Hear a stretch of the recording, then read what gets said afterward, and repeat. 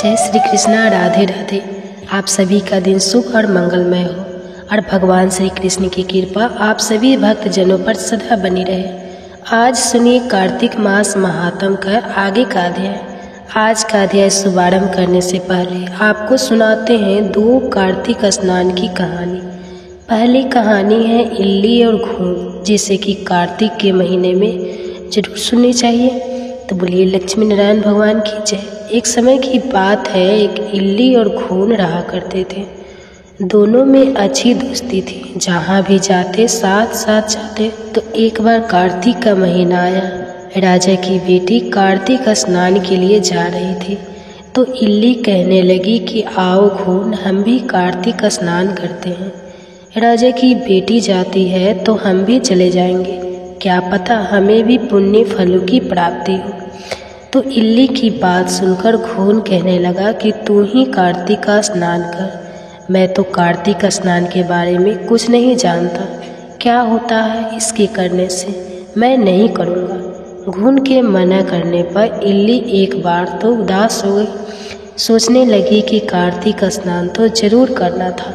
तभी उसके मन में एक विचार आया कि राजा की बेटी जाती है तो उसके पल्ले से लगकर चली जाऊंगी और उसी के साथ वापस भी आ जाऊंगी, मुझे अकेली जाना नहीं पड़ेगा। तो ये सोचकर वह तो बहुत ही खुश हुई। और दूसरे ही दिन से राजा की लड़की जब स्नान करने के लिए जाती तो उसकी चुन्नी के पल्लों के लगकर वह इल्ली भी चली जाती। जब राजा की बेटी गंगा जी पहुंच जाती तो इल्ली उतरकर धीरे से गंगा स्नान करती और वापस आकर चुन्नी के पल्ले से लग जाती।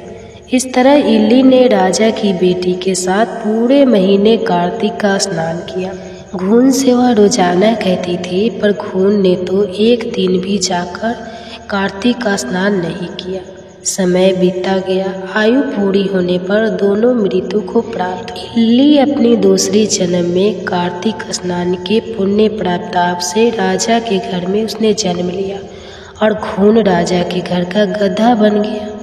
अब राजा की बेटी खूब लाड़ प्यार के साथ पलने और बढ़ने लगी। समय के साथ वह बड़ी हुई तो राजा ने अपनी बेटी का विवाह किया। खूब सारा दान दहेज देकर अपनी बेटी को विदा किया। अब बेटी ससुराल जाने लगी तो उसने अपनी पालकी रुकवा ली और राजा से कहा कि पिताजी, मुझे तो यह गधा चाहिए। तो अपनी बेटी के मुंह से इस तरह की बात सुनकर राजा को बड़े ही हैरानी हुई। राजा ने कहा कि बेटी, तुम चाहे तो धन और दौलत ले जाओ, इस गधे को मत लेकर जाओ। लोग क्या कहेंगे कि राजा के घर से आई है और दहेज में गधा लेकर आई है। पर राजा की बेटी तो अपनी जीत पर अड़ी रही। उसने कहा कि पिताजी, मुझे और कोई दान दहेज नहीं चाहिए, मुझे तो बस यह गधा दे दो, सब कुछ मिल जाएगा। राजा को आखिर अपनी बेटी के आगे झुकना ही पड़ा और उस गधे को रथ के बंधवा दिया। अब गधा को रथ के साथ साथ तेज दौड़ने लगा और इस तरह राजा की बेटी अपनी ससुराल पहुंच गई। वहां पर खूब लोग इकट्ठा हुए थे, देखने आए थे कि राजा के बेटे की बहू कैसी है।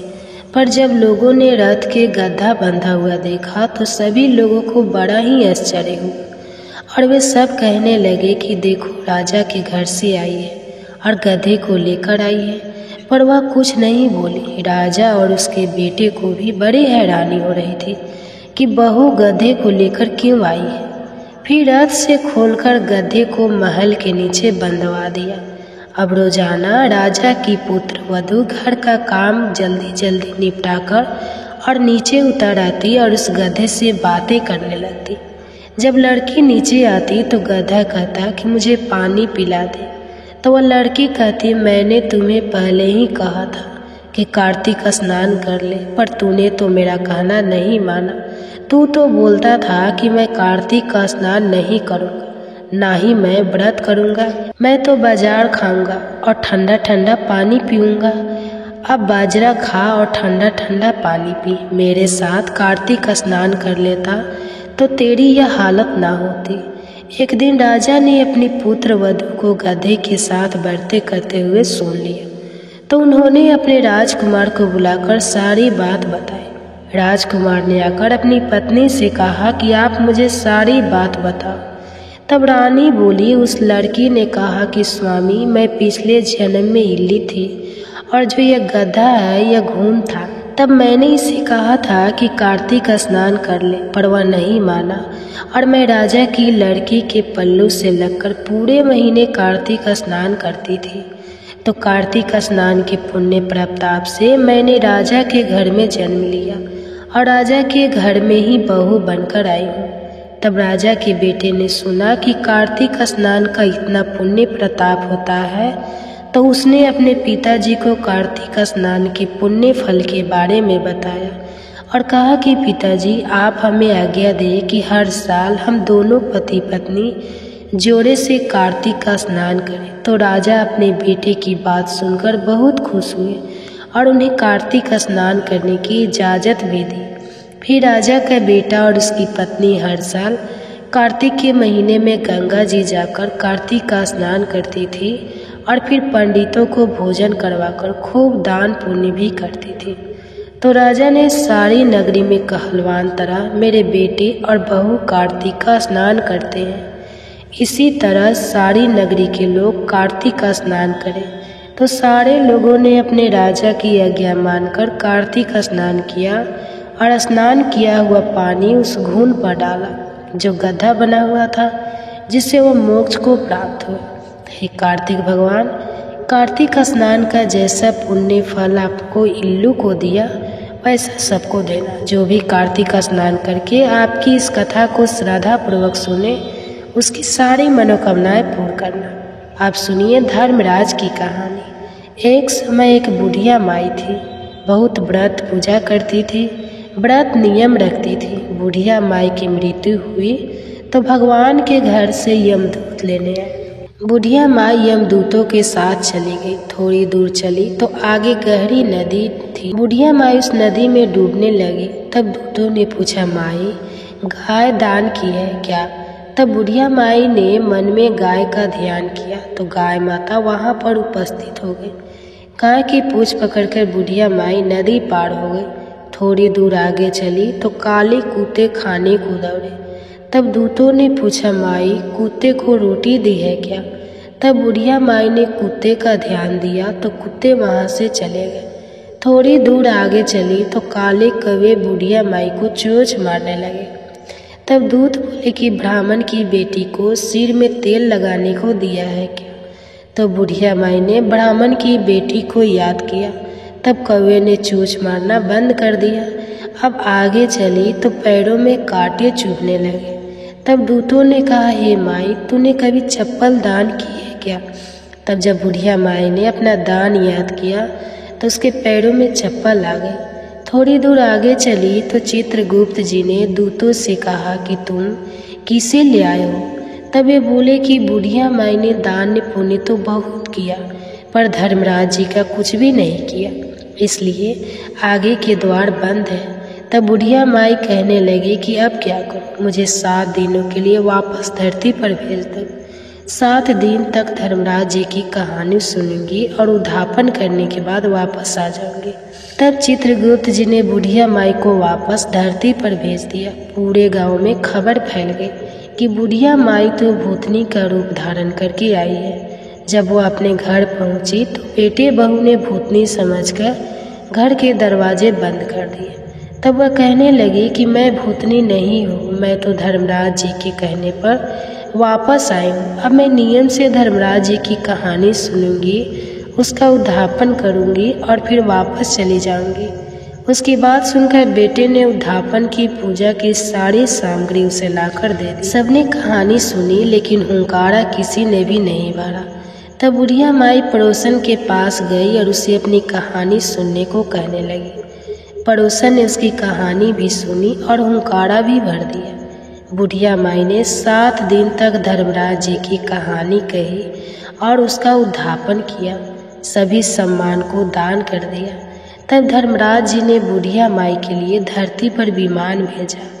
विमान देखकर तो सभी गांव वाले स्वर्ग जाने के लिए तैयार हो गए। बुढ़िया माई कहने लगी कि मेरी कहानी तो बस पड़ोसन ने सुनी है, उसी ने हुंकारा भरा है, इसलिए सिर्फ पड़ोसन मेरे साथ जाएगी। तो सब गांव वालों ने बुढ़िया माई के पैर पकड़ लिए और कहने लगे कि हमें भी धर्मराज जी की कहानी सुना दो। तब बुढ़िया माई ने सबको धर्मराज जी की कहानी सुना दी।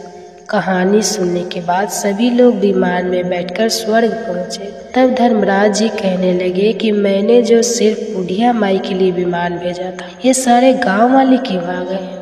तब बुढ़िया माई बोली कि मेरी कहानी इन सभी ने सुनी है, इसलिए मेरे पुण्य का आधा पुण्य इन्हें भी दे दो। तब धर्मराज जी ने सभी गाँव वासियों को स्वर्ग में वास दिया। हे धर्मराज जी महाराज, जैसे बुढ़िया माई को स्वर्ग में वास दिया, धर्मराज जी की कहानी कहते सुनते हुंकारा भरते सबको स्वर्ग में वास देना, सबकी मनोकामनाएं पूरी करना, सब पर अपनी कृपा बनाए रखना। बोलिए धर्मराज जी की जय हो। आप सुनिए माता लक्ष्मी की कथा करती है।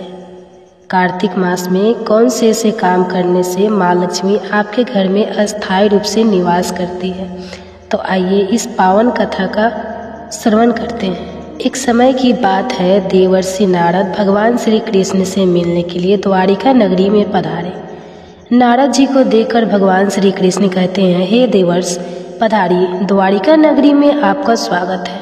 आज द्वारिका में आने का क्या प्रयोजन है? देवर्षि नारद कहते हैं, हे प्रभु, मन में आपके दर्शन करने की इच्छा हुई सो चला आया। भगवान श्री कृष्ण मुस्कुराते हुए कहते हैं, हे देवर्ष, अवश्य ही आपके मन में आज कोई ना कोई बात चल रही है, इसलिए निसंकोच होकर पूछ लीजिए। देवर्षि नारद कहते हैं, हे प्रभु, आप तो सब कुछ जानते हैं, मेरे मन में जो भी शंका है उसके विषय में भी आपको पता है, लेकिन फिर भी अगर आप पूछ रहे हैं तो मैं बताने की चेष्टा करता हूँ।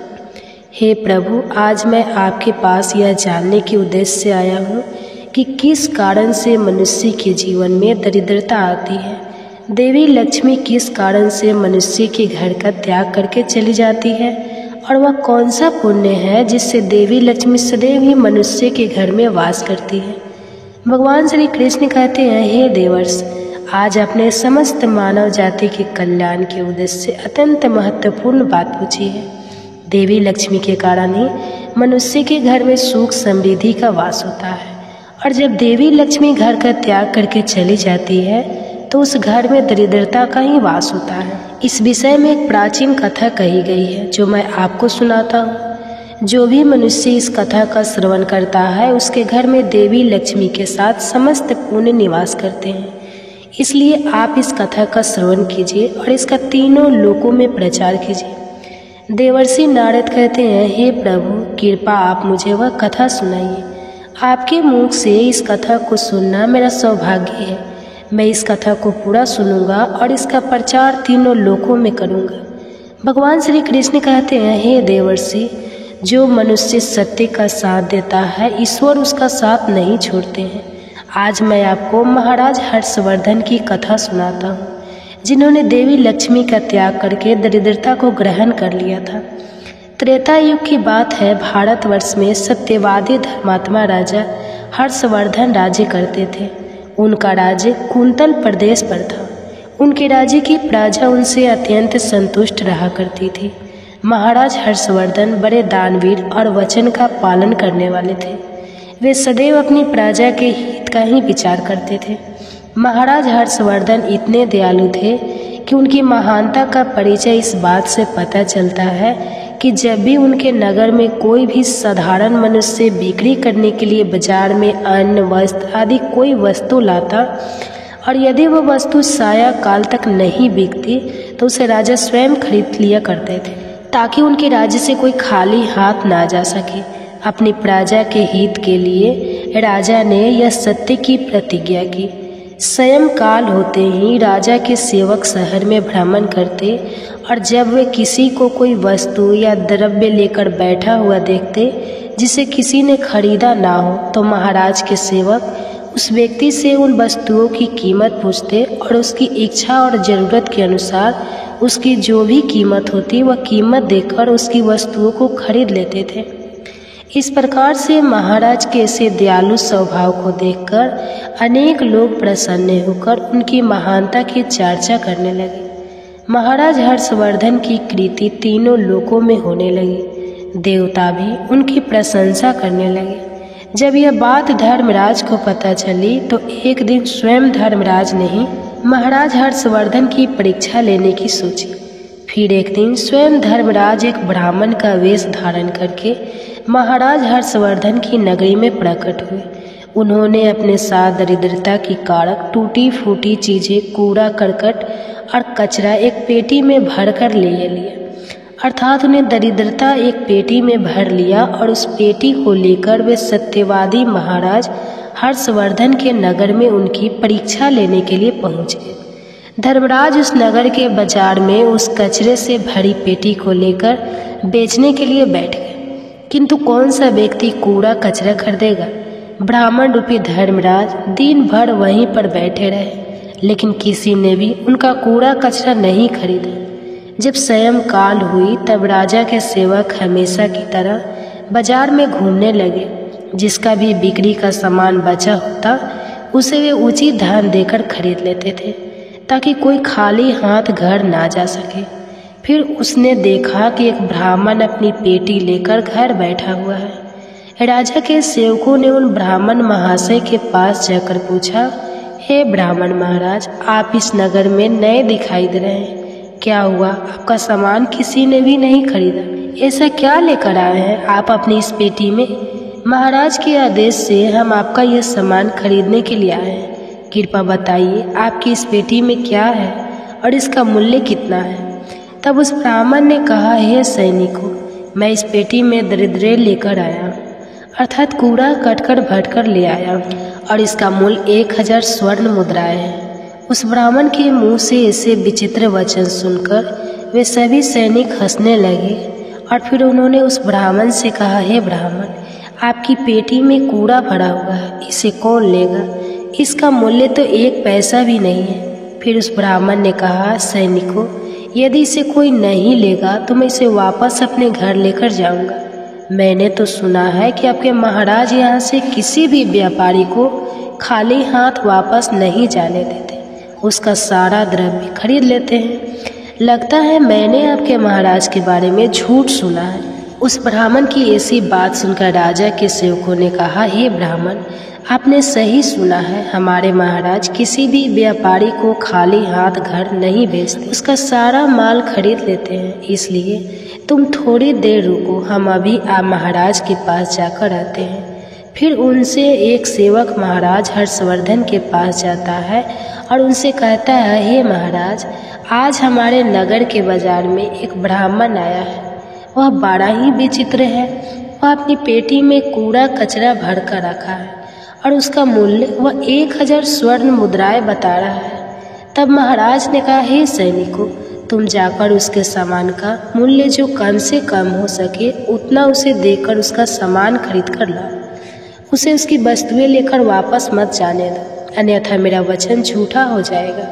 फिर राजा के सेवक उस ब्राह्मण के पास जाते हैं और कहते हैं, हे ब्राह्मण, हम तुम्हारे इस पेटी का मूल्य 200 स्वर्ण मुद्राएं देते हैं। तुम इतनी मुद्राएं लो और प्रसन्नता से अपने घर चले जाओ। किंतु उस ब्राह्मण ने कहा, हे सैनिकों, मैं 1000 स्वर्ण मुद्राओं से 1 पैसा कम नहीं लूँगी।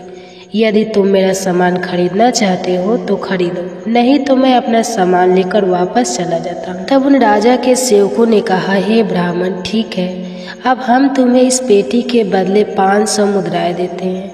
इतना मूल्य तुम्हारे लिए सही रहेगा। लेकिन फिर भी वह ब्राह्मण नहीं माना और 1000 स्वर्ण मुद्राओं पर ही अड़ा रहा और कहने लगा, मेरा सामान लेना है तो लो, नहीं तो मैं चला। तब फिर से वह सैनिक लौटकर राजा के पास जाता है और उनसे कहता है, हे महाराज, उस ब्राह्मण को हमने 500 स्वर्ण मुद्राएं देने की कोशिश की, किंतु वह फिर भी नहीं मान रहा। उसकी पेटी में कचरा और दरिद्र भरा पड़ा है, लेकिन फिर भी वह 1000 मुद्राएं ही मांग रहा है। हे महाराज, आपको उसका कचरा 1000 मुद्राओं में नहीं खरीदना चाहिए। महाराज हर्षवर्धन कहते हैं, सैनिकों, यह मेरे सत्य की प्रतिज्ञा है। मैं किसी भी व्यक्ति को अपने राज्य से खाली हाथ जाने नहीं दे सकता। हम सत्य का त्याग कभी नहीं करेंगे। इसलिए तुम लोग जाओ और वह ब्राह्मण जो कीमत कह रहा है उससे उसकी वस्तुओं को खरीद कर लेकर आओ। इसमें संकोच मत करो। फिर वह सिपाही ब्राह्मण के पास लौट कर आ गए। उन्होंने उस ब्राह्मण को 1000 स्वर्ण मुद्राएं दी और उसकी दरिद्र से भरी हुई पेटी ले ली। वह ब्राह्मण मुद्राएं लेकर चला गया और फिर सिपाही उस दरिद्र से भरी पेटी को लेकर राजमहल में लौटे। फिर महाराज ने उस पेटी को राजमहल के अंदर रखवा दिया। रात्रि में जब सोने का समय हुआ तब महाराज के राजमहल के द्वार से एक अत्यंत सुंदर स्त्री निकली। उस स्त्री के 4 हाथ थे, हाथों में कमल पुष्प थे। उस सुंदर स्त्री ने नाना प्रकार के आभूषण धारण किए हुए थे। महाराज महल के बाहर बैठे हुए थे। जब महाराज ने उस अत्यंत सुंदर स्त्री को देखा तो महाराज आश्चर्य में पड़ गए और उन्होंने उस स्त्री से पूछा, हे देवी, आप कौन हैं? इस रात्रि के समय में आप यहाँ पर क्या कर रही है? आप कहाँ से आ रही है और कहाँ पर जा रही है? महाराज की ऐसी बात सुनकर वह स्त्री बोली, हे राजन, मैं तुम्हारे राज्य की लक्ष्मी हूँ। आप सत्यवादी धर्मात्मा हैं, इसी कारण से मैं आपके राजमहल में निवास करती हूँ। किंतु आज आपके राजमहल में दरिद्रता आ गया है और जहाँ पर दरिद्रता रहता है उस स्थान पर लक्ष्मी निवास नहीं करती है। आज आपने एक पेटी से भरा दरिद्र अपने घर में रखा है, इसलिए अब मैं यहाँ से जा रही हूँ।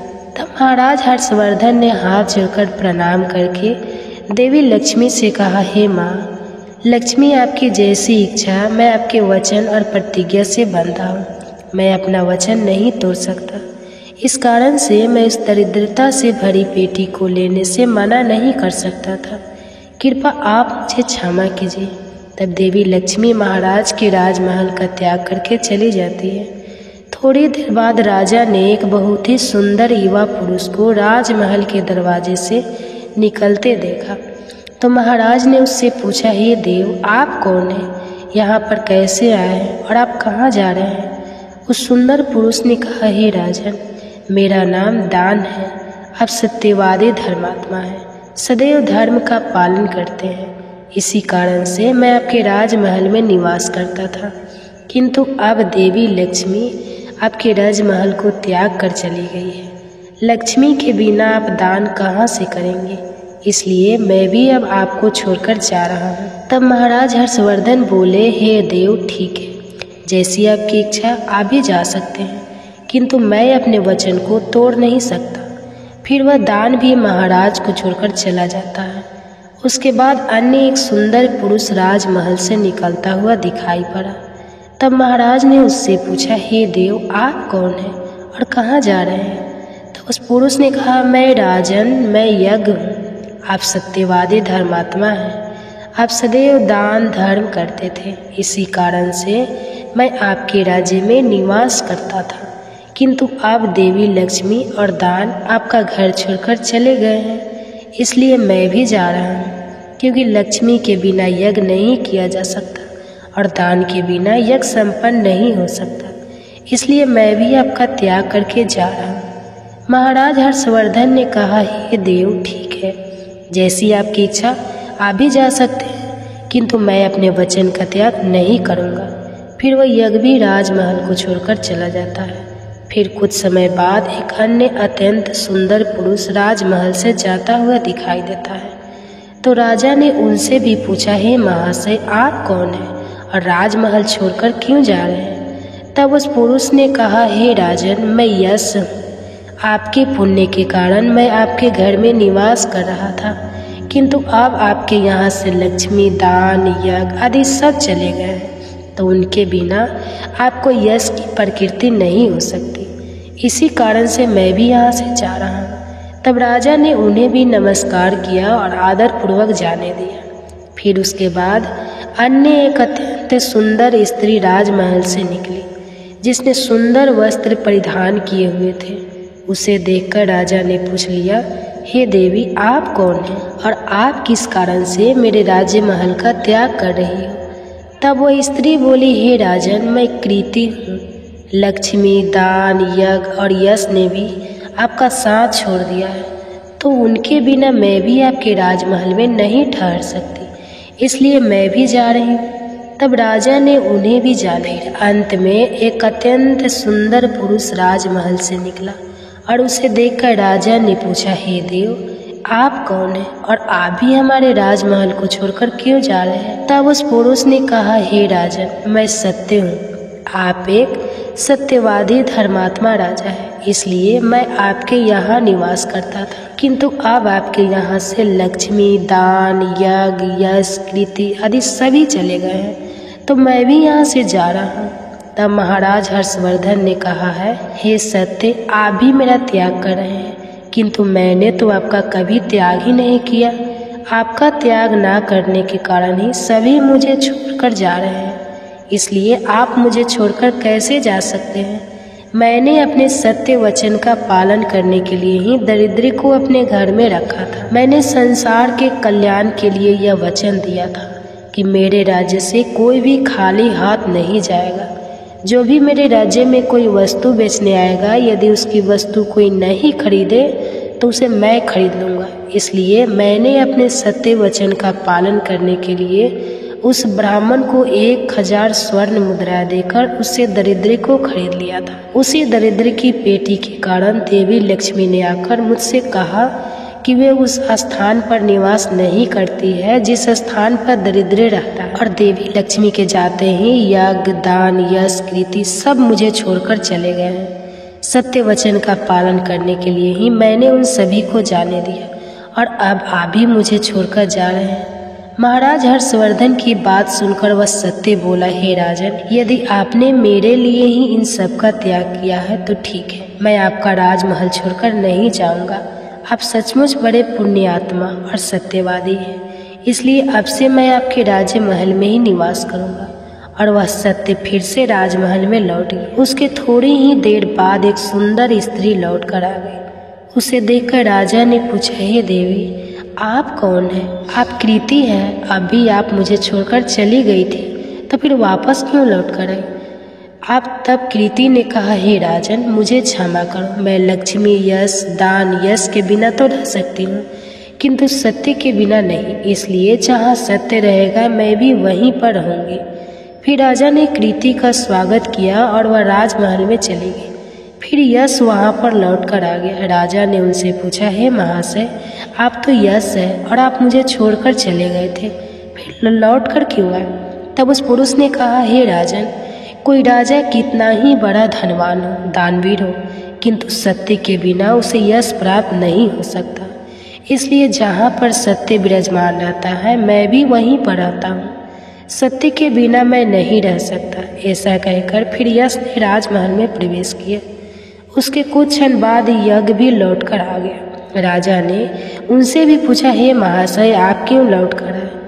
तब यज्ञ ने कहा, हे राजन, चाहे कोई कितना भी लक्ष्मीपति और दानसी क्यों ना हो, किंतु बिना सत्य के यज्ञ शोभा नहीं देता है। आप में सत्य विराजमान है, इसलिए मैं भी आपके पास ही रहूँगा। इतना कहकर यज्ञ भी राजमहल में वापस लौटा। उसके कुछ क्षण बाद दान भी वापस आ गया। राजा ने उनसे भी पूछा, हे महाशय, आप भी मुझे छोड़कर गए थे, फिर लौटकर किस कारण से आ गए? तब उस पुरुष ने कहा, हे राजन, मैं दान हूँ। कुछ समय पहले मैं आपको छोड़कर गया था, किंतु आप में सत्य विराजमान है, और जहाँ सत्य रहता है मैं भी वहीं रहता हूँ। कोई भी मनुष्य कितना ही धनवान क्यों ना हो, किंतु बिना सत्य के वह दान नहीं कर सकता। दान का महत्व सत्य से ही होता है, इसलिए मैं भी लौटकर आ गया। राजा ने कहा, ठीक है, आपका भी स्वागत है। और फिर दान भी राजमहल में चला गया।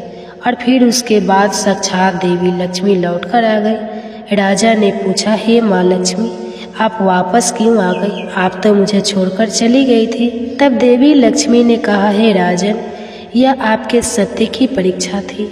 आपके यहाँ पर यश, दान, यज्ञ और सत्य सभी निवास करते हैं, और लक्ष्मी के बिना सभी विफल हो जाएंगे। इसलिए मैं आपके सत्य के धर्म की रक्षा करने हेतु लौट कर आ गई हूँ।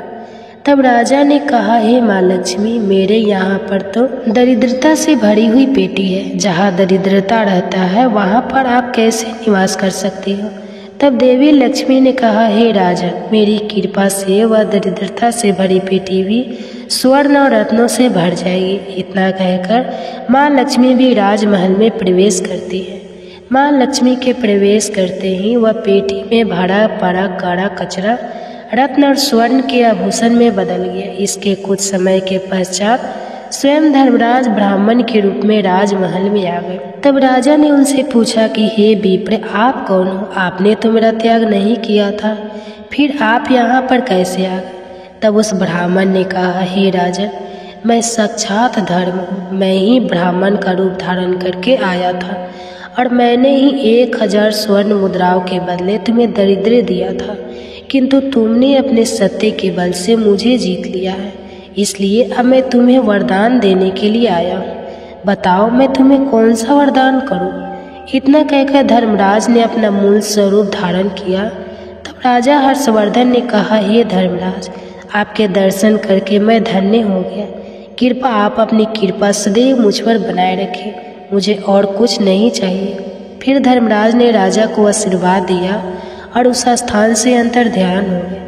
भगवान श्री कृष्ण कहते हैं, हे देवर्षि नारद, इस प्रकार से अपने सत्य धर्म के कारण ही महाराज ने सभी पर विजय प्राप्त की थी। इसलिए मनुष्य को कभी भी सत्य का अनादर नहीं करना चाहिए, हमेशा सत्य का पालन करना चाहिए। जो सत्य की राह पर चलता है उसके पास लक्ष्मी, दान, यज्ञ, यश, कृति सदैव निवास करती है। तो प्रिय श्रोताओं, इस प्रकार से भगवान श्री कृष्ण ने नारद जी को अत्यंत महत्वपूर्ण ज्ञान दिया है। आपको यह कथा कैसी लगी कमेंट्स करके अवश्य बताएं। अगर जानकारी अच्छी लगी हो तो वीडियो को लाइक जरूर करें और कमेंट्स में जय श्री कृष्णा और जय माँ लक्ष्मी जरूर लिखें। साथ ही चैनल को सब्सक्राइब करें। आप सभी का धन्यवाद। तुलसी जी के पौधे की बहुत सेवा करती थी। नियम से तुलसी को सींचती और दीपक जलाती थी, लेकिन उसकी भाभी को यह सारी बातें बिल्कुल भी पसंद नहीं थी। जब कभी उसकी भाभी को बहुत ज़्यादा गुस्सा आता तब वह अपनी ननद को ताना देते हुए कहती कि जब तुम्हारा विवाह होगा तो मैं इस तुलसी को ही बारातियों की खाने को दूंगी और तुम्हारे दहेज में भी तुलसी ही दूंगी। तुम्हें और कोई काम धंधा है नहीं, जब देखो तुलसी की ही सेवा करती रहती हो। कुछ समय बीत जाने पर ननद का विवाह तय हो गया। विवाह के दिन भाभी ने अपने कहे अनुसार बारातियों के सामने तुलसी का गमला फोड़ दिया, जिसकी सेवा उसकी ननद किया करती थी, और तुलसी के पत्ते खाने के लिए सभी बारातियों को दे दिए। तुलसी जी की कृपा से वह फूटा हुआ गमला कई सारे स्वादिष्ट पकवानों में बदल गया। भाभी ने गहनों के नाम पर तुलसी की मंजरी से बने हुए गहने अपनी ननद को पहना दिए। तुलसी जी की कृपा से देखते ही देखते तुलसी जी की मंजरी से बने वह गहने भी सुंदर सोने जवाहरात में बदल गए। इतना ही नहीं, भाभी ने मारे क्रोध के वस्त्रों के स्थान पर तुलसी का जनेऊ रख दिया और वह भी रेशमी और सुंदर वस्त्रों में बदल गया। अब जब ननद अपनी ससुराल में पहुंची तो ससुराल में तो उसके दहेज की बहुत प्रशंसा हुई। यह बात भाभी के कानों तक भी पहुंची। उसे बहुत आश्चर्य हुआ कि उसने सोचा कि उसने तो ननद के गहने, कपड़े और जनेऊ तक तुलसी जी के ही रखे थे और तुलसी जी की मंजरी रखी थी। यह सब जानकर भाभी को बहुत आश्चर्य हुआ। अब उसे तुलसी जी की पूजा का महत्व समझ में आ गया था। उस भाभी की भी एक बेटी थी। वह तब अपनी बेटी से कहने लगी कि बेटी, तुम भी तुलसी जी की सेवा किया करो, तुम्हें भी तुम्हारी बुआ की तरह फल मिलेगा। वह जबरदस्ती अपनी बेटी से तुलसी महारानी की सेवा करने को कहा करती, लेकिन लड़की का मन तो तुलसी की सेवा में लगता ही नहीं था। धीरे धीरे समय बीतता गया और भाभी की लड़की बड़ी हो गई। अब उसके विवाह का समय आ गया।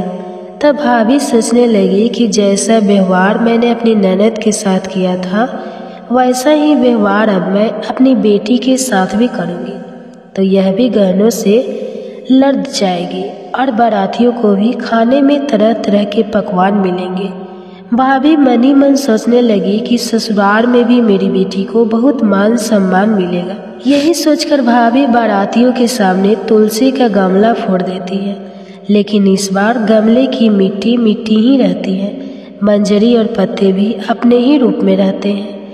जनेऊ भी अपना रूप नहीं बदला।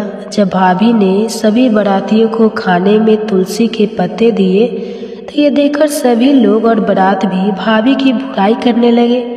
भाभी ने लालच में आकर अपनी बेटी के दहेज में भी तुलसी के पत्ते और मंजरी आदि रख दिए थे। जब बेटी अपने ससुराल पहुंची तो वहां पर भी उसकी बुराई ही हुई। भाभी गुस्से के कारण कभी भी अपनी ननद को नहीं बुलाती थी। एक दिन भाई ने सोचा कि मेरी पत्नी तो मेरी बहन को बुलाती नहीं है, क्यों ना मैं ही अपनी बहन से मिलकर आऊं। यह सोचकर उसने अपनी पत्नी से कहा और कुछ उपहार अपनी बहन के लिए ले जाने की बात कही। तो भाभी ने थैले में ज्वार भरकर कह दिया कि यह लो और कुछ नहीं है, तुम यही लेकर जाओ। तब भाई बहुत दुखी मन से अपनी बहन के पास चल दिया। रास्ते में वह सोचता रहा कि कोई भला भाई अपनी बहन के घर ज्वार कैसे ले जा सकता है। यही सोचकर वह एक गौशाला के पास रुक गया और ज्वार का वह थैला उसने गाय के सामने पलट दिया। तभी एक ग्वाले ने यह सब देख लिया। तब उस ग्वाले ने आकर उसके भाई से कहा कि अरे, आप गाय के सामने यह हीरे मोती और सोना क्यों डाल रहे हो? इसे तो घास डालनी होती है। तब भाई ने मुड़कर देखा तो वह हैरान रह गया। फिर भाई ने ग्वाले की सारी बात बताई और धन लेकर खुशी खुशी अपनी बहन के घर चल दिया। दोनों भाई बहन एक दूसरे को देखकर बहुत प्रसन्न हो गए। तब बहन ने तुलसी माता से सच्चे मन से प्रार्थना की कि उसकी भाभी को सद्बुद्धि प्राप्त हो जाए और तुलसी माता की कृपा से उनके घर में सुख समृद्धि और धन के भंडार भर जाए। तब कुछ दिनों के बाद देखते ही देखते भाभी का मन बदल गया और वह अपनी ननद को बहुत सम्मान देने लगी और वह भी सच्चे मन से तुलसी जी की सेवा करने लगी। तुलसी माता की कृपा से उनके घर में सुख समृद्धि के भंडार भर गए। उनके घर में अब कलह कलेश नहीं होता था और सभी सुख से रहने लगे। तो प्रेम से बोलिए तुलसी माता की जय। अब आइए सुनते हैं कार्तिक स्नान की कथा, जिसे सुनने से घर में सुख समृद्धि का वास होता है। एक बार एक बूढ़ी माई थी जो चतुर्मास में पुष्कर स्नान किया करती थी। उनका एक बेटा और बहू थी। एक दिन बूढ़ी माई ने अपनी बहू को फलाहार बनाने को कहा तो बहू ने खाली टिफिन ही रख दिया। बेटा माँ को पहचानने के लिए पुष्कर गया तो रास्ते में एक जगह पर बेटा माँ से बोला, माँ फलाहार कर लो। जहाँ पानी मिला वहीं पर वह बूढ़ी माई अपने बेटे के साथ फलाहार करने बैठ गई। तो भगवान की कृपा से खाली टिफिन फलों से भर गया। माँ ने फलाहार कर लिया और बेटा पुष्कर में माँ के रहने के लिए झोपड़ी बनाकर वापस घर आ गया। रात में बूढ़ी माई के दरवाजे पर सावन मास आया और दरवाज़ा खटखटाकर बोला, बूढ़ी माई दरवाज़ा खोल। तब बूढ़ी माई ने पूछा, आप कौन हो? तो उसने बोला कि सावन मास ने कहा मैं श्रावण मास हूँ। बूढ़ी माई ने तुरंत दरवाज़ा खोल दिया। बूढ़ी माई ने भगवान शिव और देवी पार्वती की पूजा अर्चना की, बेलपत्र से अभिषेक किया। जाते समय श्रावण मास ने बूढ़ी माई को खूब आशीर्वाद दिया और झोपड़ी की एक दीवार सोने की हो गई। इसके बाद भाद्रपद मास आया। उसने भी दरवाज़ा खोलने के लिए बूढ़ी माई से कहा। बूढ़ी माई ने दरवाज़ा खोला, सत बनाकर कजरी तीज मनाई। भाद्रपद मास ने बूढ़ी माँ को आशीर्वाद दिया और झोपड़ी की तीसरी दीवार भी सोने की हो गई। आश्विन मास आया और उसने भी दरवाज़ा खटखटाकर खोलने को कहा। बूढ़ी माई ने दरवाज़ा खोला, पितरों का तर्पण कर ब्राह्मण भोज कराकर श्राद्ध किया। फिर नवरात्रि में माँ दुर्गा को अखंड ज्योति जलाकर प्रसन्न किया। सत्य की विजय दिवस के रूप में और बुराई के अंत की खुशी में दशहरा मनाया। आश्विन मास नेते समय प्रसन्न होकर बूढ़ी माई की झोपड़ी की तीसरी दीवार भी बहुमूल्य हीरे रत्नों से जड़ दी और बूढ़ी माई को सदैव प्रसन्न रहने का आशीर्वाद दिया। इन सब के बाद कार्तिक मास आया। उसने भी बूढ़ी माई को दरवाज़ा खोलने को कहा। फिर क्या था, बूढ़ी माई ने दरवाज़ा खोला, अति प्रसन्न मन से कार्तिक स्नान किया, दीप दान कर दिवाली, गोवर्धन पूजा, भैया दूज, गोपाष्टमी, आंवला नवमी मनाई। कार्तिक मास ने जाते समय आशीर्वाद दिया और झोपड़ी के स्थान पर महल बना गया। बूढ़ी माई अब गरीबों की सेवा कर भजन कीर्तन में अपना समय बिताने लगी। कुछ समय बाद बेटा जब अपनी माँ को लेने आया तो माँ और झोपड़ी को पहचान नहीं सका। तत्पश्चात बेटा पड़ोस में जाकर पूछा। जब पड़ोसियों ने बताया तो बेटा माँ के चरणों में गिरकर बोला, माँ घर चलो, और सारे सामान के साथ वह अपनी माँ को घर लेकर आया। सासू माँ के ठाठ देखकर बहू के मन में लालच आ गया और उसने अपनी माँ को भी पुष्कर छोड़कर आने को कहा। तो उसका पति अपनी सास को भी पुष्कर में छोड़ आया, परंतु बहू की माँ की धर्म कर्म में बिल्कुल भी रुचि नहीं थी। वह तो 4 समय भोजन करती और दिन भर सोती। चारों मास उसके दरवाजे पर भी उसी तरह है जैसे बूढ़ी माई के दरवाजे पर आए और चले गए। जाते समय झोपड़ी जो भी थी वह भी गिर गई और बूढ़ी की माँ पुण्य मिलने के बजाय गधी की योनि में चली गई, क्योंकि स्त्री लक्ष्मी जी का रूप है और लक्ष्मी जी की तरह चंचल होना चाहिए, निश्चल होना चाहिए। भगवान की पूजा और अतिथि का सम्मान तथा दान पुण्य करना चाहिए। कुछ समय बाद बहू ने अपने पति से कहा कि जाओ और माँ को ले आओ। जब जम्हाई राजा सास को लेने गया तो वह कहीं नहीं मिली। लोगों से पूछने पर लोगों ने बताया कि तेरी सास धर्म कर्म कुछ भी नहीं करती थी, बस खाती थी और सोती थी, जिससे वह गधा की योनि में चली गई। जमाई ने देखा कि ये गधी वहाँ पर खड़ी हुई है तो जमाई अपनी सास यानी उस गधी को बांधकर घर ले आया और उसकी पत्नी ने पूछा, मेरी माँ कहाँ है? तब पति ने कहा कि तुम्हारे लालच की वजह से तुम्हारी माँ गधी की योनि में आ गई है। बड़े बड़े विद्वानों, ब्राह्मण, ऋषि मुनियों से पूछने पर उन्होंने बताया कि तुम्हारी सास के स्नान किए पानी से स्नान करने पर उसे मनुष्य योनि मिलेगी। तब बहू ने ऐसा ही किया और उसकी माँ पुनः मनुष्य योनि में आ गई। हे गाधा दामोदर भगवान, जैसा बुढ़िया माई को दिया वैसा सबको देना। कथा कहने वाले को, सुनने वाले को और हुंकारा भरने वाले को सबको देना। आप सुनिए कार्तिक मास महात्म्य में आज का अध्याय। एक दिन महाराज पृथु ने नारद जी से पूछा, हे देवर्षि नारद जी, समस्त गोपियों में राधा जी ही भगवान श्री कृष्ण को इतनी प्रिय क्यों है तथा कार्तिक मास में भगवान कृष्ण के साथ उनकी ही पूजा क्यों होती है? नारद जी ने कहा, हे राजन, पहले मनवंतर में पंचाल देश में प्राचीन वेही नाम का एक राजा था। उसने विष्णु भगवान का एक अत्यंत सुंदर और विशाल मंदिर बनवाया। उसमें नित्य प्रति विधि विधान से भगवान का पूजन हुआ करता था। उसी नगर की एक अति सुंदर स्त्री प्रेम में वहल होकर भगवान के सामने मोहक नृत्य किया करती थी। उसकी हर समय एकमात्र यही लालसा रहती थी कि वह किसी तरह भगवान के गले में बाहें डालकर नृत्य करे।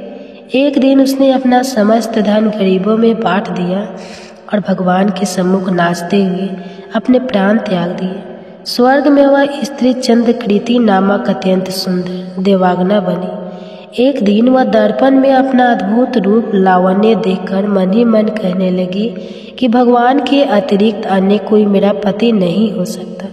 ऐसा विचार करके वह भगवान की छवि मन में धारण कर नृत्य करने लगी। कुछ समय बाद दैत्यों के आतंक से दुखी होकर समस्त देवता ब्रह्मा जी की शरण में गए। तब ब्रह्मा जी ने भगवान विष्णु के कृष्ण अवतार लेने का संपूर्ण वृत्तांत देवताओं को सुनाया और साथ ही उनको आज्ञा दी कि देवता ग्वाल बाल एवं देवांग नाय गोपियों के रूप में जन्म लेकर भगवान की सेवा करें। देवांगना चंद्रकृति ब्रह्मा जी से प्रार्थना करती हुई बोली, हे पितामह भगवान, स्वयं मेरे साथ नाचे, मेरा पूर्व जन्म का यह मनोरथ पूर्ण करने की कृपा कीजिए।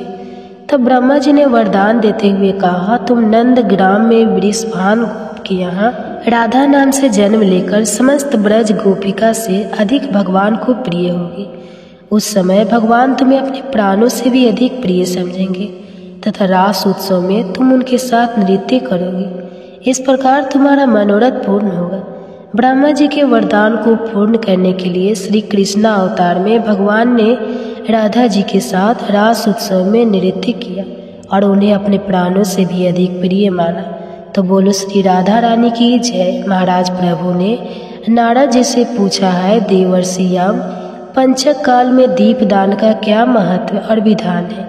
कृपा करके मुझे बतलाइए।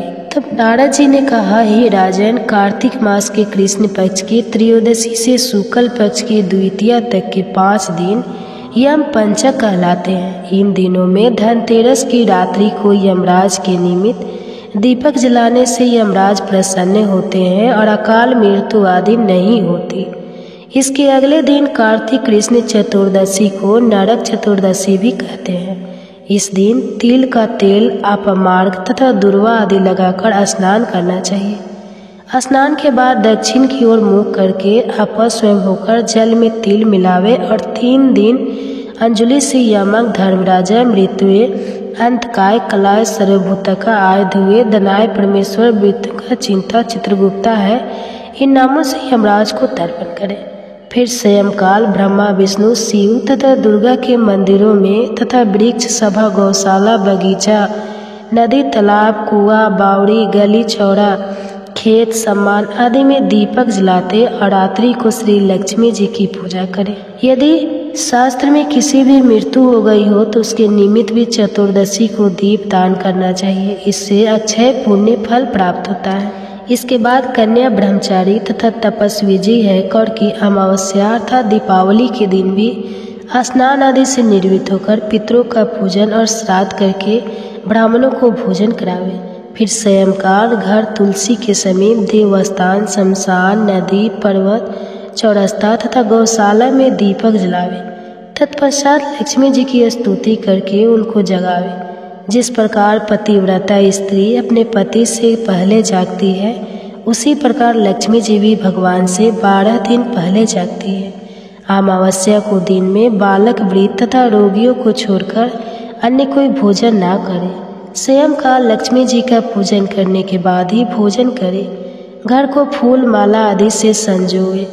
सारे घर में दीप माला करे। घर के सभी स्त्री पुरुष नवीन वस्त्र धारण करें और समस्त रात्रि लक्ष्मी जी के समक्ष नृत्य, गीता आदि करके हर्षोल्लास के व्यतीत करें। घर में समस्त रात्रि दीपक जलाना चाहिए। उस रात्रि को लक्ष्मी जी सब घरों में घूमती है और जो घर अधिक सुंदर तथा रमणीक होता है उसमें दीर्घ काल तक निवास करती है। एक प्रहर रात्रि शेष रहने पर दरिद्री अर्थात घर का कूड़ा करकट, सूप या पुराने पंखे पड़कर बाहर फेंक देना चाहिए। ऐसा करने से वह घर धन धान्य से परिपूर्ण रहता है। दीपावली के अगले दिन गोवर्धन का गोवर्धन बनाकर बंधु बांधव सहित गोवर्धन पूजन करें तथा ब्राह्मण को भोजन करावे। स्वयं भी नवीन अन्न का भोजन करे। भगवान श्री कृष्ण ने इंद्र का मान मर्दन करके गोवर्धन पर्वत की पूजा इसी दिन की थी। सायंकाल के समय गौ तथा वृषभ अर्थात बैल की पूजा करें तथा अपने परिवार के भरण पोषण और रक्षा के लिए उनसे प्रार्थना करें। इसी दिन सायंकाल के समय बलि तथा उसकी पत्नी विद्यावती की मूर्ति बनाकर पूजन तथा दान आदि क्रियाएं करने से परिवार सुखी तथा समृद्ध रहता है। इसके आगे का वृतांत आप सभी आने वाले अध्याय में सुनिए। जय श्री कृष्णा, राधे राधे। अगर वीडियो पसंद आई तो हमारे चैनल को सब्सक्राइब करें। धन्यवाद।